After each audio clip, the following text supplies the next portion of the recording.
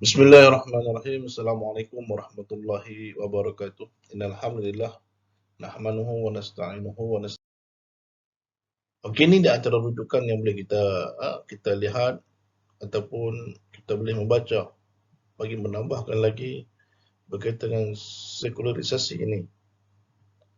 Okey, di antaranya yang ditulis oleh SMN Al-Atas, Syekh Muhammad Naqid Al-Atas, Islam dan sekularisme. Kemudian yang ditulis oleh beliau lagi, risalah untuk kaum muslimin.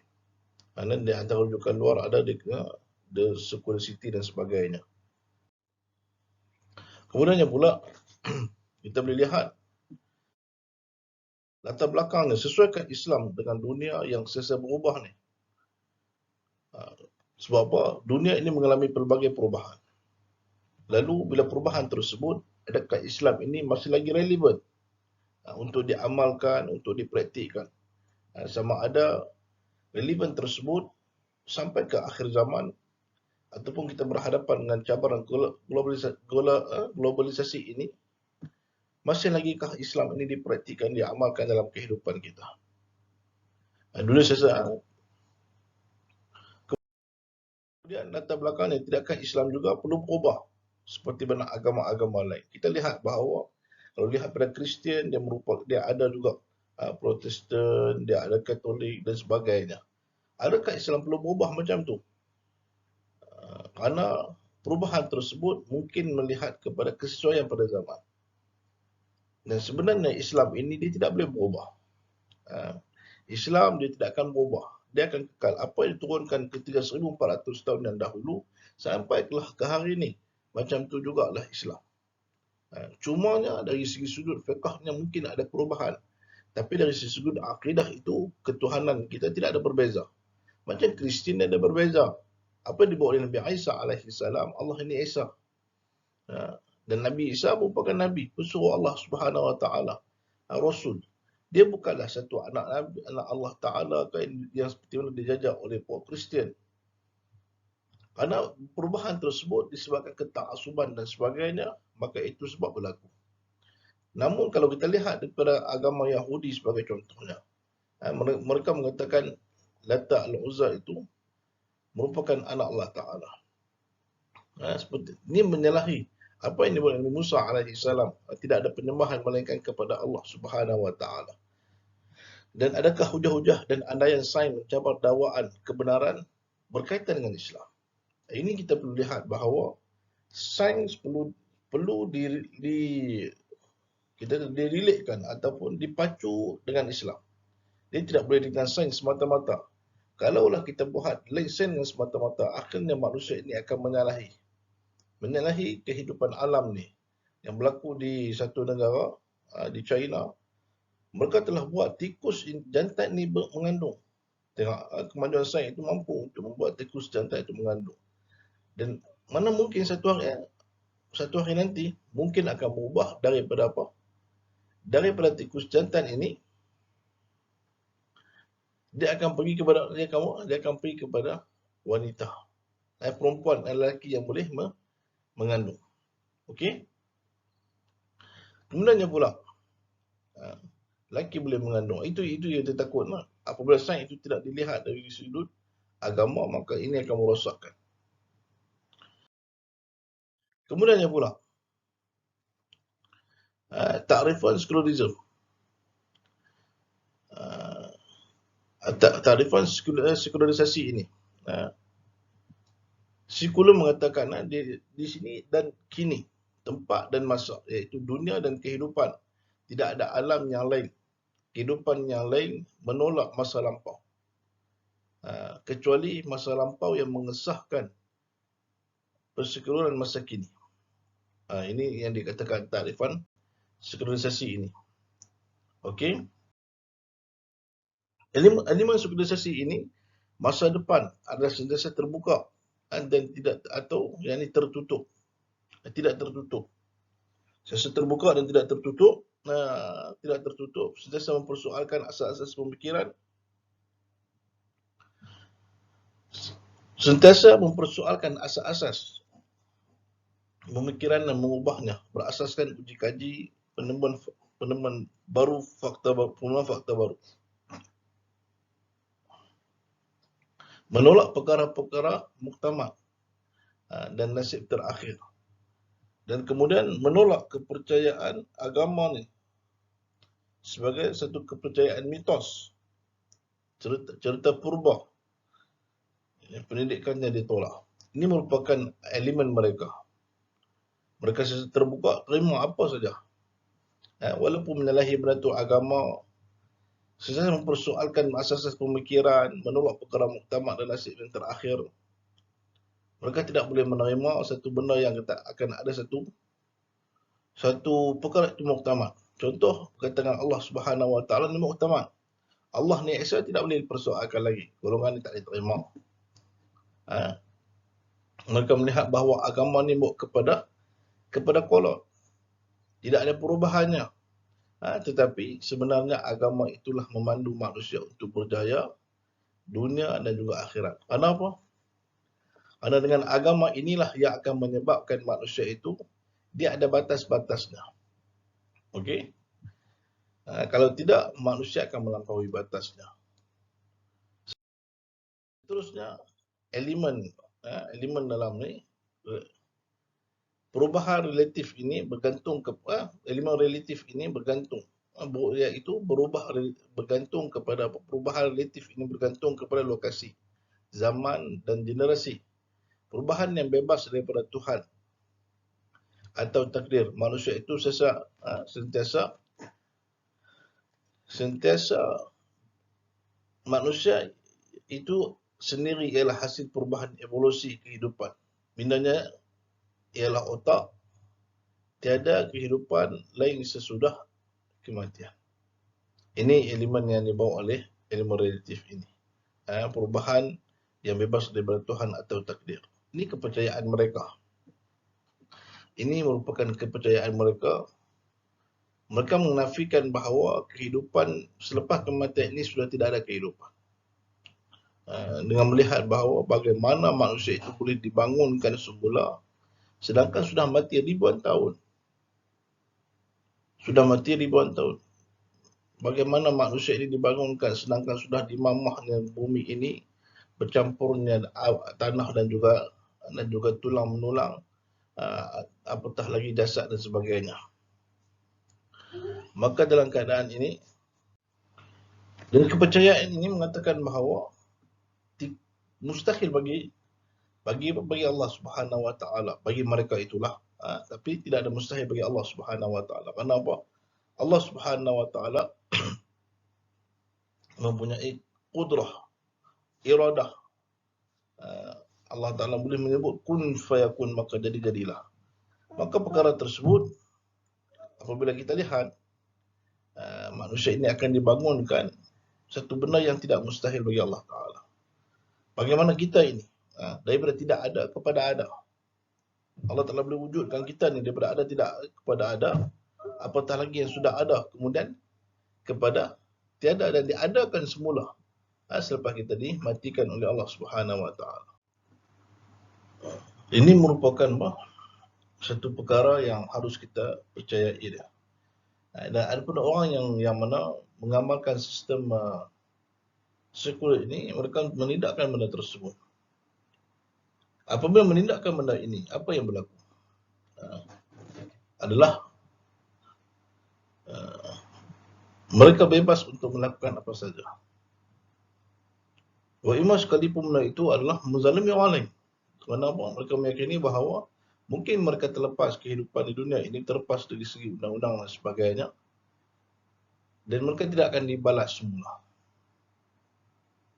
Jadi kalaulah kita lihat sedemikian rupa, maka orang yang miskin, orang yang lemah akan terus dizalimi tanpa ada perbelaannya.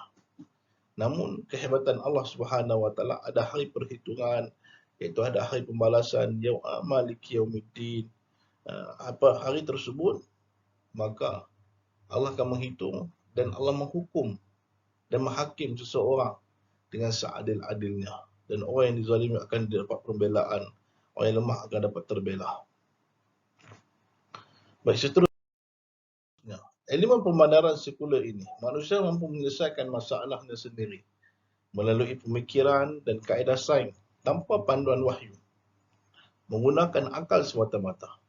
Sedangkan kita berpandukan kepada wahyu. Islam ini dia mesti berpandukan kepada wahyu. Wahyu kita Al-Quran dan juga hadis, ijma' dan qiyas. Al-Quran itu daripada wahyu Allah Ta'ala dan hadis juga daripada wahyu dari lafazkan oleh Nabi SAW. Kemudian nilai sikap, cara hidup berubah, pemikiran manusia berevolusi daripada tahap kekanak-kanakan kepada tahap dewasa. Kemudian dari struktur kesukuan yang diberpuak-puak kepada perkampungan dan pemandaran. Ini dibuat oleh puak sekular lah. Okey, 3 unsur sekuleran. Yang pertama, alam dan manusia bebas daripada alam dan manusia ni bebas. Kepimpinan bebas daripada pengesahan agama. Buruk, baik tidak mutlak dan tidak kekal. Ini mereka punya apa? Unsur mereka. Jadi mereka memisahkan, senang cerita, mereka memisahkan agama dengan politik, agama dengan kehidupan, dengan sosial, agama dengan kebudayaan, agama dengan semua sekali. Dan akhirnya manusia ini berpandukan kepada akal.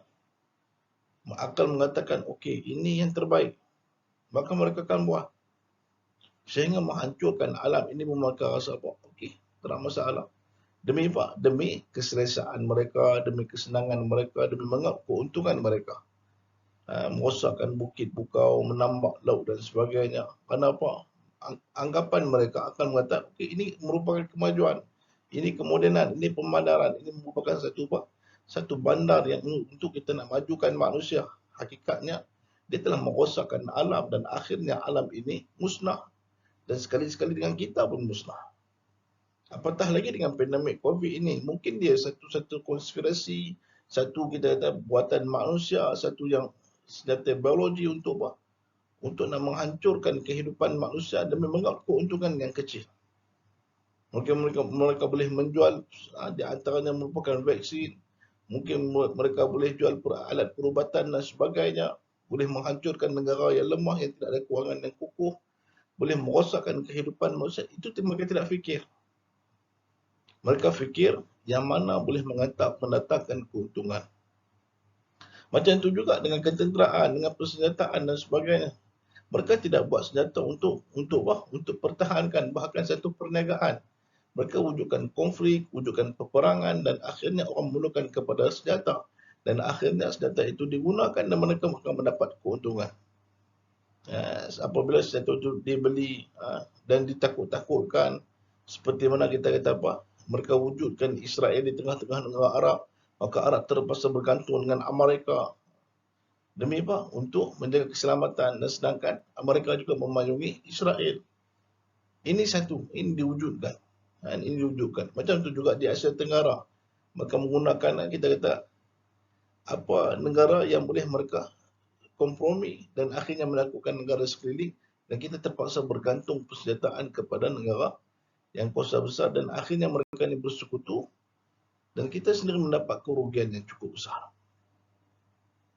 Okey, dan seterusnya. Unsur persekeluruhan ini buruk baik tidak mutlak dan tidak kekal. Matlamat mereka hanya semata duniawi semata-mata. Kebahagiaan, kebebasan dan kemajuan. Matlamat dunia nak bahagia ni tak ada. Kita tak kira ada halal dan haramnya. Bebas ni sampai tidak ada kita kata batasan di antara lelaki dan perempuan. Bebas dia sampai menanggalkan pakaian, hidup dalam keadaan Pak. Dia ada satu golongan yang suka nak menanggalkan pakaiannya. Kemajuan sampai merosakkan alam. Merosakkan alam. Begitu kita bincangkan tadi ni, sanggup buat pulau-pulau buatan, buat pembinaan di atas bukit untuk demi kemajuan dan akhirnya merosakkan alam. Merosakkan alam. Bina bangunan yang mencakar langit. Kita kata dari sisi sudut kemajuan tu hebat. Tapi adakah ini akan memberikan kesan kepada alam ini. Okey.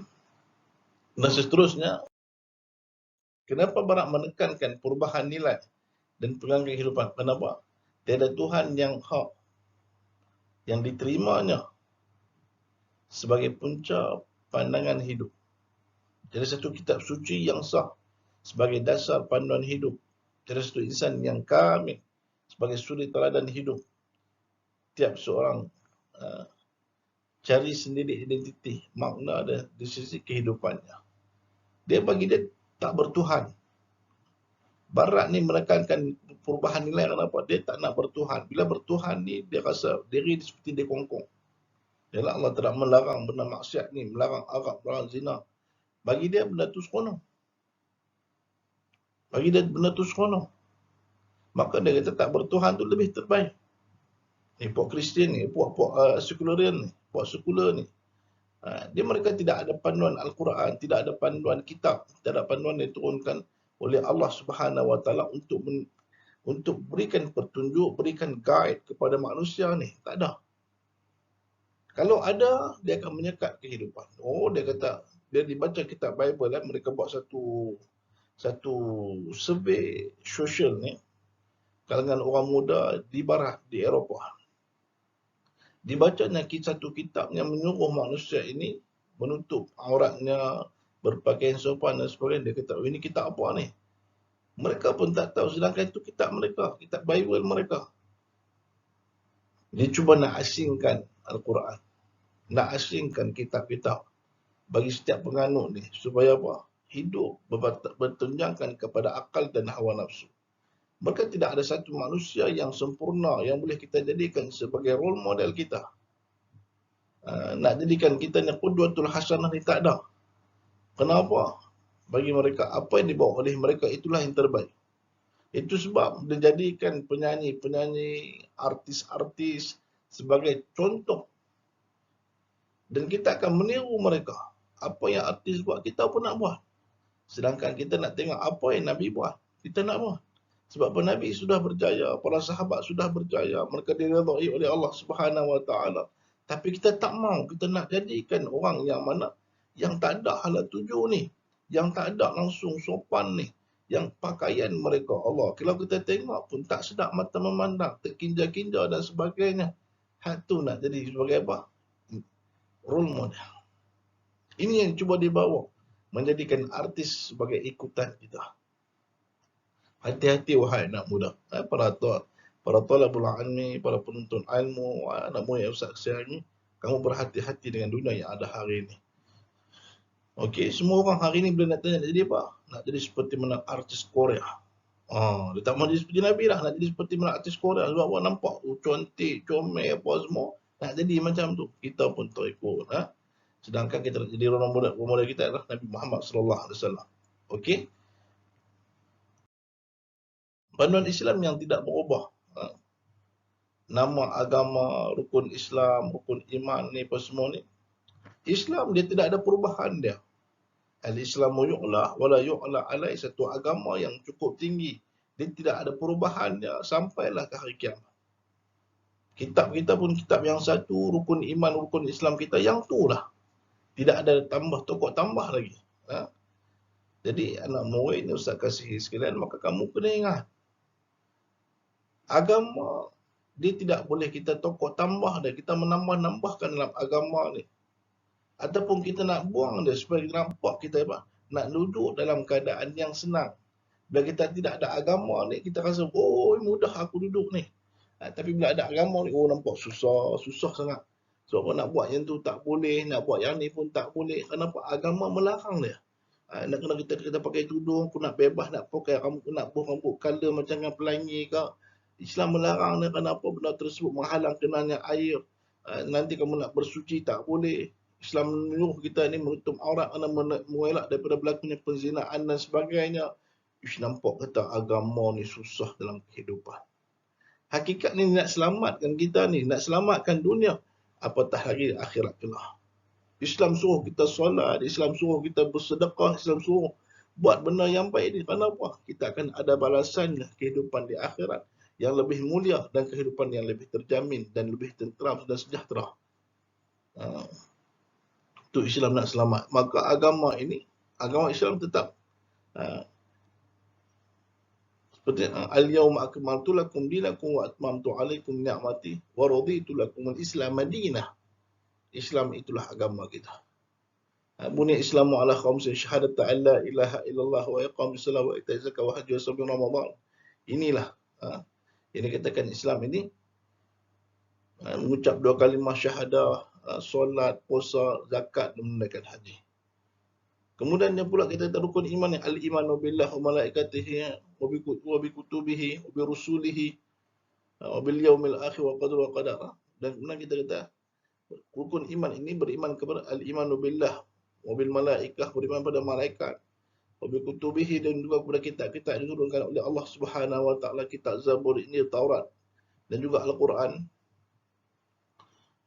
Dan kemudian yang pula wal yaumil akhir, pada hari kiamat. Dan yang terakhir merupakan beriman pada apa?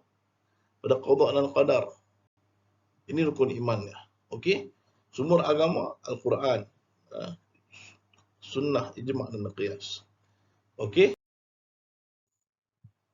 Kesan persekeluruhan ni, penyamarataan Islam, penyamarataan ilmu, memisahkan konsep ilmu, pendidikan dan bahasa Islam dengan Al-Quran, perubahan kesedaran. Okey.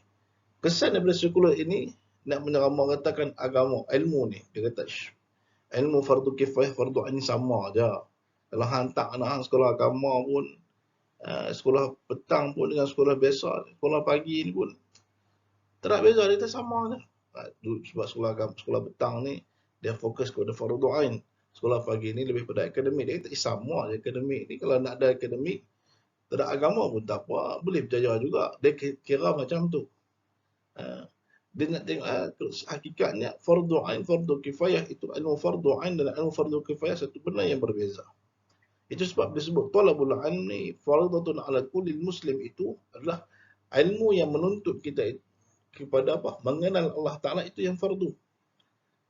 Mengenal ilmu tauhid, ilmu akidah, ilmu tauhid itu atau kita boleh kenali sebagai ilmu akidah.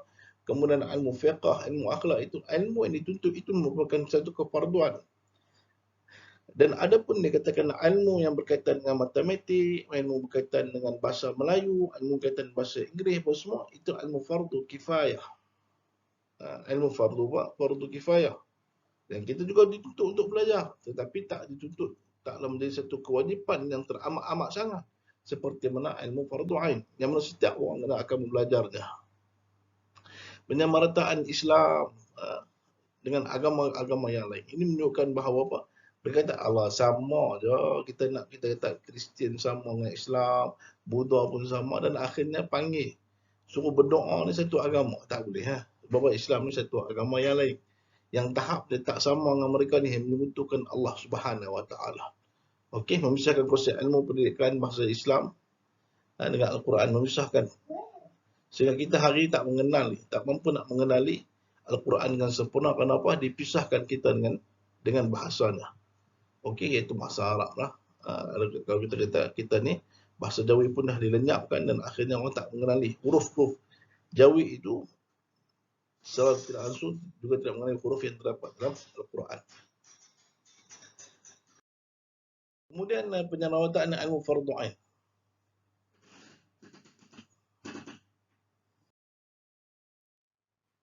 Untuk kita bincangkan tadi ni, macam itulah penyamarataan tadi ni, melihat bahawa ilmu fardu ain dan fardu kifayah sama aja. Kemudian penyamarataan Islam dengan agama lain. Okey, Islam ada satu daripada banyak subjek ilmu falsafah agama dan sosiologi agama. Agama purba dan yang berevolusi hasil kebudayaan, padahal Islam ilmu yang lengkap, sempurna. Ilmu-ilmu lain sepatutnya difahamkan sebagai terkandung dalam Islam dan diperkembangkan dalam akal manusia pandangan Islam. Okey. Kemudiannya pula pemisahan bahasa Islam ni, seperti yang kita sebutkan tadi inilah, kita boleh lupakan bahasa Arab, bahasa tulisan huruf Arab ini, maka secara tidak langsung dia akan memisahkan kita ataupun dia menukarkan, mengurangkan kefahaman kepada Al-Quran itu sendiri. Dialah, kalau kita lihat dulu Jawi menggunakan huruf hijaiyah, hari ini sudah digunakan, ditukarkan ke bahasa kepada bumi, dan kita pun tak kenal dah nak bezakan huruf ra macam mana. Kalau orang yang buta huruf lah, tapi orang yang mungkin hari ini mungkin tak macam tu. Anak murid ustaz faham semua kenal. Cakap huruf-huruf yang terdapat dalam Jawi ini mungkin kenal sebab apa kita melalui sistem pendidikan yang sempurna. Tapi ada setengah orang yang tak sampai macam tu. Kenapa? Dipisahkan. Kita telah ditukarkan. Kita telah ditukarkan. Dan akhirnya, kita pun sudah tidak mengenal Al-Quran dengan baik. Okey. Macam tu juga Turki ketika zaman Osmaniyah ditukarkan. Ketika zaman ketika zaman Kamal kejatuhan Osmaniyah dan naik Kamal Atatürk, maka ditukarkan bahasa Turki dan juga tulisan Turki ni, tulisan bahasa Turki kepada bahasa yang ada pada hari ini dan tulisan yang ada pada hari ini, sehingga mereka tidak mampu lagi nak baca buku-buku yang terkandung dalam bahasa Turki Osmaniyah yang dulu. Okey, ini dialog lah pengajian Al-Quran, dialog di sekolah Melayu pengajian Al-Quran. Datang refresh ni dia kata apa? Dia kata ish apa belajar? Dia kata belajar apa ni? Apa sebab guru tak ajar bahasa Melayu ni? Guru kata apa nak ajar bahasa Melayu? Apa ajar Al-Quran dulu, kenal dulu Al-Quran dulu. Lepas itu barulah kita kenal bahasa Melayu. Dia kata ish, kata sayang, dia kata pasal apa kita nak kenal Al-Quran sedangkan bahasa Melayu ni cantik, nak dia guna dengan cara yang lembut, dakwah yang lembut ni, supaya kita termakan dengan dakwah tersebut dan akan meminggirkan. Dan hari ini sungguh, kalau kita ajar anak-anak kita, kita utamakan bahasa Melayu tu. Bagi dia boleh baca dulu, kita kata Al-Quran kita tinggalkan. Dan akhirnya, Al-Quran dia tak tahu, bahasa Melayu pun dia terkapai-kapai lagi. Kenapa? Anak kita lihat bahawa apabila seseorang itu dia mengenal Al-Quran, Allah Ta'ala bukakan hidayah kepada dia. Campakkan kefahaman kepada dia. Campakkan kebijaksanaan kepada dia. Sebab Al-Quran ni satu agama yang cukup berat. Satu agama yang cukup berat. Kalaulah kita bukan satu benda yang cukup berat. Jadi bila dikena, kita kata bila kita dah ambil yang berat, kemudian kita ambil pula yang ringan ini, sudah pasti yang mudah untuk bagi kita mengucapinya. Okey, para anak murid yang Ustaz kasihi sekalian, maka kita jagalah mereka menggunakan dakwah yang cukup lembut untuk hancurkan kita. Perubahan kesedaran Islam, Muslim, kurang Muslim ni kurang sedar terhadap perpaduan. Muslim terputus daripada pemikiran kebudayaan.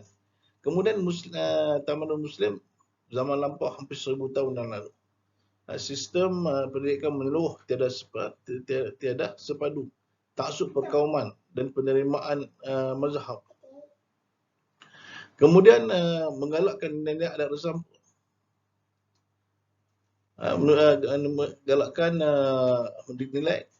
galakkan nilai adat resam purba yang berlawanan. Kemudian yang dikatakan sini galakkan nilai adat resam purba yang berlawanan dengan Islam. Okey, ini perubahan kesedaran lah.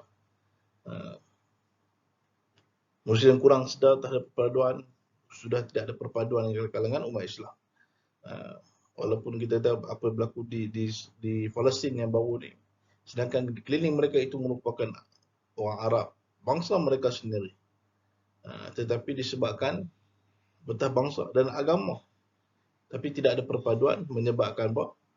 Menyebabkan tidak ada siapa yang nak bantu mereka ni. Kita yang jauh daripada Palestin ni, ribuan kilometer ni, kita yang bersemangat, tapi orang yang berada di sekeliling mereka itu tidak rasa nak bersatu padu untuk nak melawan musuh yang sebenar. Muslim sudah terputus daripada pemikiran kebudayaan, sedangkan kita sudah ada kebudayaan kita sendiri. Hampir 1000 tahun yang lalu. Kita ada sistem kita, tapi sistem kita sudah tidak digunakan pakai. Okey? Ta'assub dan perkauman, dan kita menerima fahaman yang asing dan akhirnya akan merosakkan kita punya identiti dan juga agama serta negara kita sendiri. Okey? Perubahan kesedaran ni. Inilah kata Yasir Sulaiman, bagi bagi banyak tempat di timur tengah ini, Afrika Utara, bahasa Inggeris atau France telah menjadi lambang kecanggihan dan kemodenan, dan pura-pura lemah berbahasa Arab dengan bercampur aduk bahasa kadang-kadang menjadikan lambang kebanggaan, status kelas dan taraf pendidikan. Betul. Apa yang berlaku ni macam itulah.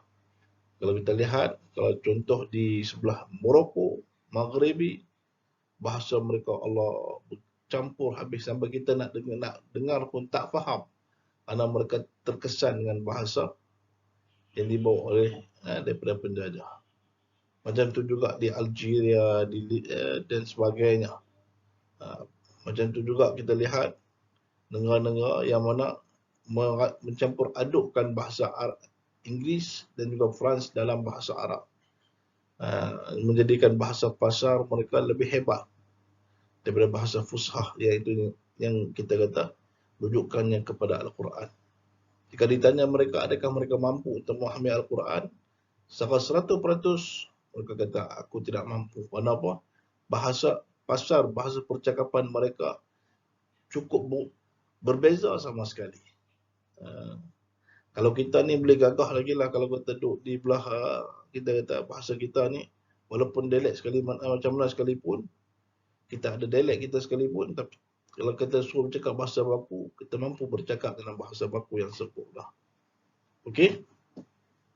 Okey, Profesor Amerika Arab ni, Franz Salamah mengisytiharkan Arab lah bahasa mati yang mengungkap ide-ide yang telah mati. Itu dia. Dia mengatakan bahasa yang beku, membekukan attitude Arab ni. Itu dah betul tu. Sedangkan bahasa Arab ni satu bahasa yang cukup indah. Khazanah ilmu para pengarang daripada kalangan cendekiawan Islam yang dulu telah mengarang ribuan kitab.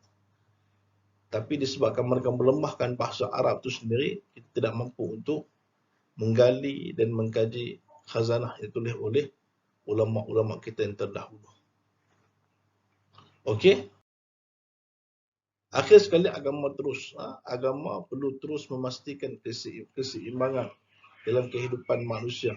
Oleh itu, kita tidak boleh mengasingkan diri dari perkembangan sains dan teknologi. Tidak, kita harus melibatkan diri bagi meneliti dan mempelajari dan memahami prinsip-prinsip bidang ini bagi memastikan sejauh mana bersesuaian atau bercanggahnya dengan tamadun kita sendiri.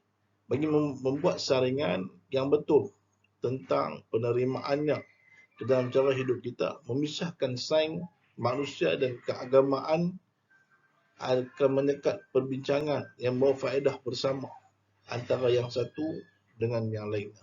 Ini kata Profesor Syed Muhammad Naqid Al-Atas berkaitan dengan sekular ni. Jadi kita harap bahawa penutupnya sebenarnya adalah kita menolak secara langsung budaya sekular ini dalam kehidupan kita, kerana benda ini akan menyekat pelbagai ilmu, pelbagai kebudayaan, menyekat kebebasan beragama dan sebagainya. Kenapa? Mereka telah membawa ideologi sekular ini sehingga menindaskan orang yang nak mengamalkan agama. Sedangkan agama bebas untuk kita amalkan tanpa ada sekatannya. Okey? Dan sekular ini sebenarnya merosakkan identiti kita sebagai seorang Muslim. Dan kita nak bahawa kita bangga sebagai seorang Muslim ini dengan penuh rasa bersyukur pada Allah Subhanahu Wa Taala, kerana di banyak-banyak manusia Allah Subhanahu Wa Taala pilih kita berada dalam keadaan beragama ini. Kerana dengan agama ini dia akan bawa kita ke kejayaan dunia dan juga akhirat. Pasti dan yakin. Seperti mana kita lihat bahawa kaum Nabi Nuh alaihi salam, mereka beragama, mereka taat kepada Rasul, Allah telah selamatkan mereka daripada taufan.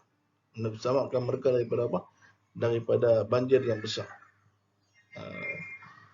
Ketika perang Al-Ahzab ataupun perang Khandaq yang berlaku di kalangan umat Islam dan kaum musyrikin, mereka ingkar dengan Nabi, Allah telah hantarkan taufan kepada mereka. Macam itu juga kalau kita ingkar dengan Nabi, ingkar dengan agama, ingkar dengan Allah Subhanahu Wa Taala, Allah akan hancurkan kita. Dengan pandemik yang ada pada hari ini, dengan COVID yang ada pada hari ini, Dia tidak mengenal siapa. Mereka yang ingkar pada agama, mereka yang melakukan agama sekalipun, ataupun ingkar dengan agama, kalau Allah telah berkehendak, dia akan kena. Tapi ketika di akhirat kelak lah Allah akan pilih. Oh, dia ni beragama, maka Allah selamatkan dia. Oh, dia ni melakukan kezaliman, melakukan kemaksiatan, Allah akan memberikan azab kepada dia. Ayuh para talibul ilmi, para penuntut ustaz sekalian, ustaz harap kamu ini terus melaksanakan agama dengan tinggal kewajipan kita. Mudah-mudahan kita berjaya dunia dan akhirat. Wallahu alam. Assalamualaikum warahmatullahi wabarakatuh.